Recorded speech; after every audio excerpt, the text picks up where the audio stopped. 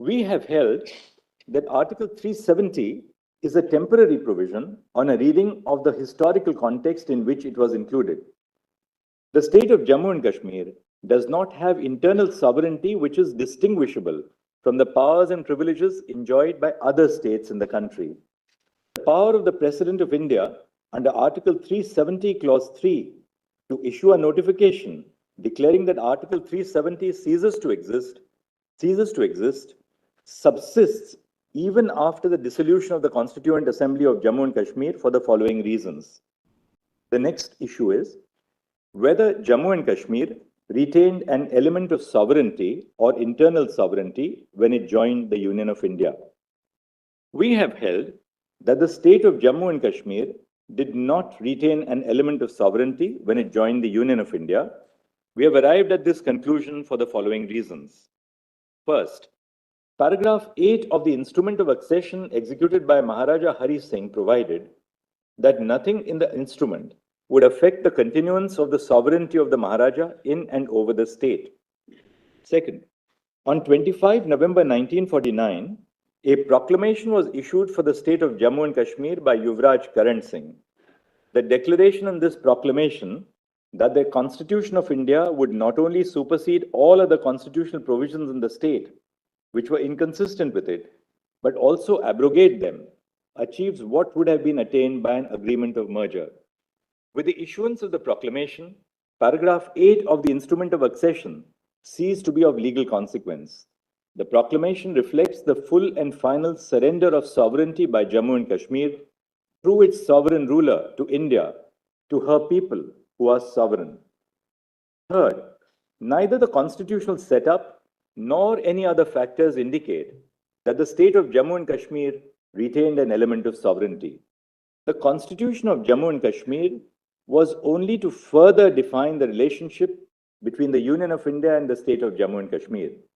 The relationship was already defined by the instrument of accession, the proclamation by Yuvraj Karan Singh in November 1949, and more importantly, by the Constitution of India. Fourth, there is a clear absence in the Constitution of Jammu and Kashmir of a reference to sovereignty. In contrast, the Constitution of India emphasizes in its preamble that the people of India resolve to constitute themselves or to constitute India into a sovereign, socialist, secular, democratic republic. Fifth, that the state of Jammu and Kashmir became an integral part of the Union of India is evident from Articles 1 and 370 of the Indian Constitution. It is reiterated in Section 3 of the Constitution of Jammu and Kashmir, which is unamendable. Sixth, the preamble of the Constitution of Jammu and Kashmir, Sections 3, 5, and 147 of the State Constitution, coupled with Article 1 of the Constitution of India, read with the first schedule, as well as Article 370, indicate in no uncertain terms that a system of subordination, as understood by the definition of sovereignty, exists by which the state is subordinate to the Indian Constitution first and only then to its own Constitution. Seventh, all states in the country have legislative and executive power, albeit to differing degrees. The Constitution accommodates concerns specific to a particular state by providing for arrangements which are specific to that state. Articles 371A to 371J are examples of special arrangements for different states. This is a feature of asymmetric federalism, like Article 370, which became applicable to Jammu and Kashmir on the adoption of the Constitution. The state of Jammu and Kashmir does not have internal sovereignty which is distinguishable from the powers and privileges enjoyed by other states in the country. And eighth, the limited question before the Constitution bench in its decision in Premnath Kaul was whether the monarch held plenary legislative powers after the Constitution of India as it applied to Jammu and Kashmir was adopted in the state, but before the Constitution of Jammu and Kashmir was adopted. A decision is an authority for the proposition which it decides. The question whether the state of Jammu and Kashmir retained sovereignty upon integration with the Dominion of India did not arise in that case. The next issue which we have addressed is the challenge to Constitutional Order 273, CO 273. To answer this issue, we had to decide on two issues.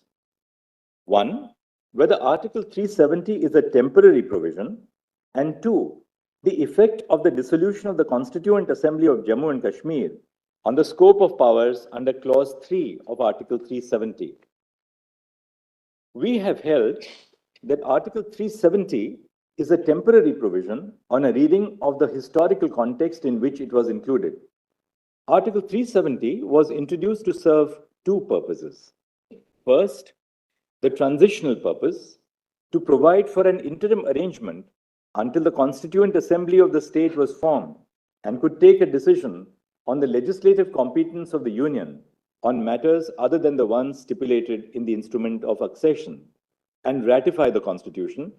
And second, a temporary purpose, an interim arrangement in view of the special circumstances because of the war conditions in the state. C. We have held that a textual reading of Article 370 also indicates that it is a temporary provision.